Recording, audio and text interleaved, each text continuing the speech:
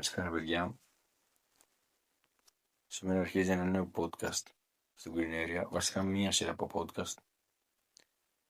Να σας πω την αλήθεια, ήταν να αρχίσουμε μετά το παιχνίδι στην Ευρωλίγκα. Μετά είπαμε να αρχίσουμε μετά το διπλό στη Μάλμε και τελικά αποφάσισαμε μετά το Μπάουκ. Νομίζω άξιζε η αναμονή, γιατί η ομάδα έκανε 2-2 με δύο πολύ σημαντικές νίκες. Ας αρχίσουμε από αυτή στο Μάλμε. Το παιχνίδι ήταν καθοριστικό για τη βαθμολογία και για την πορεία μας στην Ευρώπη. Το διπλό ήρθε με ένα απίστευτο κοουτσάρισμα του coach στο δεύτερο ημίχρονο. Βασικά η αλλαγή του Τσέριν ήταν αυτή που έδωσε και την όθηση επιθετικά. Ο Λαφόντο επίσης έκανε καθοριστικές επεμβάσεις. Γενικά το παιχνίδι πήγε όπως το θέλαμε. Το γκολ του Τζούρσης ήταν λυτρωτικό πραγματικά και η χαρά στον κόσμο επίσης στο τέλος ήταν κάτι πολύ σημαντικό που είχε ανάγκη ο κόσμος.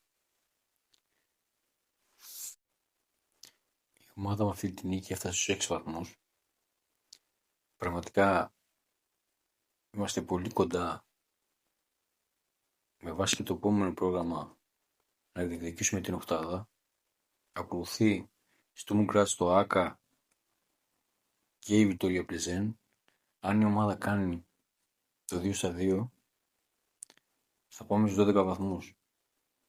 Θεωρώ πως θα είμαστε πολύ κοντά, αν όχι μέσα στην οκτάδα. Θα μένουν ακόμα 2 παιχνίδια με Φερεντσβάρος και Ρώμα στο Άκα.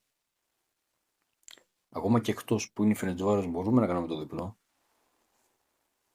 Και τη Ρώμα την έχουμε ξανακερδίσει και γιατί όχι να μην ξαναγίνει. Πολλές ελπίδες για οκτάδα, δεν το συζητώ. Και το πρόγραμμα είναι τέτοιο που βολεύει. Πάμε και στο παιχνίδι με τον ΠΑΟΚ. 3 μέρες μετά λοιπόν, ίσως κανείς δεν περίμενε ότι η ομάδα θα έκανε 2 νίκες σερί. Έγινε όμως και αυτή η νίκη με το impact του Μπενίτεθ. Το πρώτο μήχρονο πραγματικά είναι εκπληκτικό. Δηλαδή ο Ισπανός έσβησε όλα τα ατού του Λουτσέσκου. Τον μπλόκαρε. Ο Παναθηναϊκός έπαιξε πιεστικό ποδόσφαιρο, έκλεισε όλες τις γραμμές, όλους τους χώρους.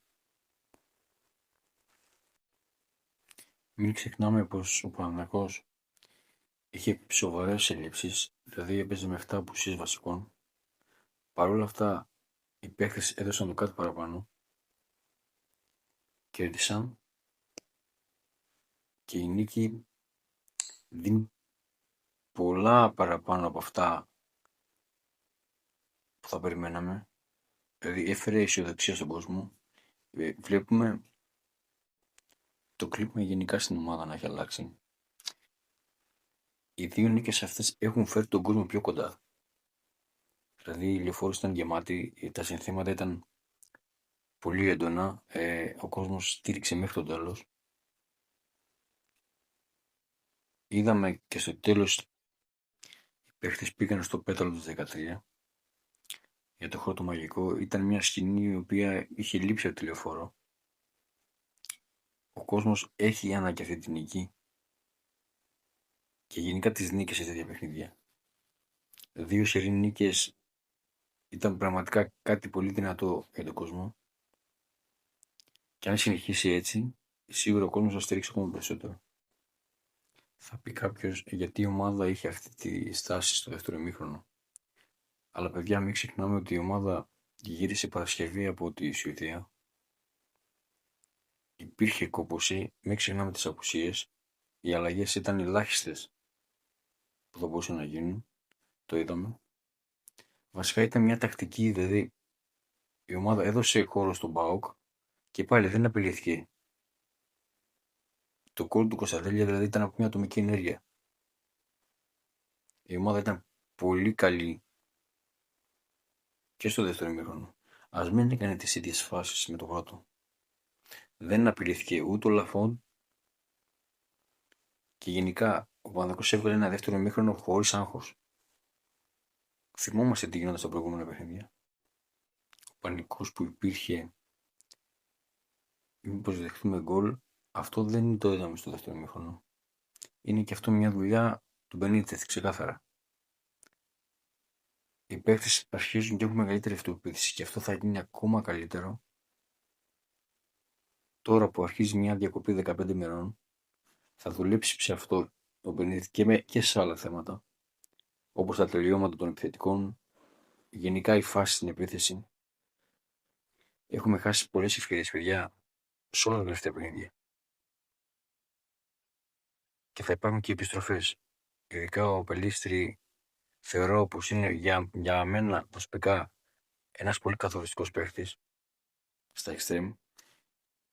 Παίζει όλη τη γραμμή, άμενα επίθεση και η ταχύτητα του πραγματικά κρατάει τους αντιπάλους πίσω. Περιμένουμε ακόμα να γεννήσει ο Ρενάτο. Περιμένουμε Καλάμπρια. Και γιατί όχι να μην γυρίσει και ο Τέσσερς στο παιχνίδι με τον Μπρασαραϊκό. Μετά μην ξεχνάμε ότι παίζουμε με τους Γκράτς και 3 μέρες μετά με την ΑΕΚ στη Λεωφόρο. Αυτά τα 3 παιχνίδια είναι το ίδιο καθοριστικά και σημαντικά όπως ήταν με τη Μάλμε και με τον ΠΑΟΚ. Αν η ομάδα κάνει το 3-3, πραγματικά εκείνη που θα αλλάξει όλο το στάτους, όλη η ψυχολογία, ακόμα και ο κόσμος θα στηρίξει την ομάδα περισσότερο, θα το πιστέψει περισσότερο. Η αυτοπεποίθηση θα αλλάξει της ομάδας ακόμα περισσότερο. Πραγματικά αυτό το 15ημερο είναι πολύ σημαντικό. Ο Μπενίτεθ να δουλέψει, να περάσει αυτά που θέλει και ήδη τα έχει περάσει σε ένα βαθμό. Πιστεύω όμως ότι οι 15 μέρες είναι ένα καλό διάστημα για να μάθει περισσότερο τους παίχτες, για να περάσει αυτά που θέλει και στο στυλ παιχνιδιού που του αρέσει. Θέλω να πω κάτι και η διαιτησία με τον ΠΑΟΚ, επειδή θα μας τρελάνουν. Έχει αρχίσει η προπαγάνδα του ΠΑΟΚ με δημοσιογράφους να μας λένε για 2 φάσεις, οι οποίες το πολύ να είναι κίτρινες και τίποτα παραπάνω. Η φάση με τον Σιώπη και η φάση με τον Τζούρισιτς. Όμως έχουν γίνει 2 φάσεις πέναλτι στο παιχνίδι και κανείς δεν μιλάει για αυτές. Η μία είναι η έξοδος του Τσιφσί με το γόνατο στο πρόσωπο του Πάντοβες μέσα στην περιοχή και δεν γίνεται τίποτα. Η δεύτερη φάση, η οποία είναι και πιο σοβαρή, που είναι προς το τέλος αν θυμάμαι καλά, είναι η αγωνία των Λοβέν στον Πάλμερ Μπράουν. Το έσπασε μύτη, το βλέπει ο διαιτητής, βγαίνει έξω και το VAR δεν το φωνάζει για πέναλτι. Αν γινόταν αυτό σε άλλες ομάδες, θα γινόταν σήμερα. Δεν ξέρω αν το θυμάστε. Ο διαιτητής ο συγκεκριμένος ήταν στο ντέρμπι με τον Ολυμπιακό. Το 1-3 που κερδίσαμε με τον τερίμ προπονητή, δεν μας είχε δώσει ένα πέναλτι και δεν είχε αποβάλει παίχτη του Ολυμπιακού. Ο διαιτητής αυτός γενικά είναι κάτω του μετρίου. Δεν είναι elite. Και δεν μπορώ να καταλάβω αυτή την τάση με τους Γερμανούς διαιτητές. Δεν υπάρχουν Ισπανοί. Δεν υπάρχουν Ιταλοί. Γερμανοί. Πόσο λάνο να το κάνει αυτό. Υπάρχει κάποια συγκεκριμένη γραμμή. Δεν γίνεται οι Γερμανοί να έχουν πάρει μονοπόλιο για το παιχνίδι για τα τερμπή όλα. Και για να πούμε και κάτι μέχρι τώρα στο πρωτάθλημα. Ο Παναθηναϊκός έχει χάσει το πρωτάθλημα με διαιτησία 5 βαθμούς. Το παιχνίδι με τον Άρη και το παιχνίδι στην Κηφισιά που αντί να γίνει το 2-3 είναι το 3-2. Λογία τώρα. Μείον 5 βαθμούς και ένα παιχνίδι λιγότερο. Προφανώς ο Παναθηναϊκός ήταν πιο ψηλά. Νομίζω είναι μια τακτική που ακολουθείται χρόνια κατά του Παναθηναϊκού. Το αφαιρούν βαθμούς στα πρώτα παιχνίδια, μένει πίσω. Γίνεται η φασαρία, ο κόσμος γκρινιάζει.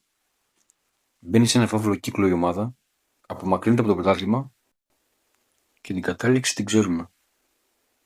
ό,τι γίνεται κάθε φορά το Μάιο. Τέλος πάντων, επειδή θα έχουμε πολλά podcast να πούμε τις επόμενες μέρες, αυτό που θέλω να πω εγώ είναι να διαβάζουμε τον ιστότοπο των παιδιών, τη σελίδα στο Facebook, στο X και φυσικά να ακούμε τα podcast όλα εδώ στο Green Area, στο κανάλι. Να πω ότι να υπάρχει στήριξη και πίστη στην ομάδα. Θα είναι μια δύσκολη χρονιά και θα τα πούμε στο επόμενο podcast.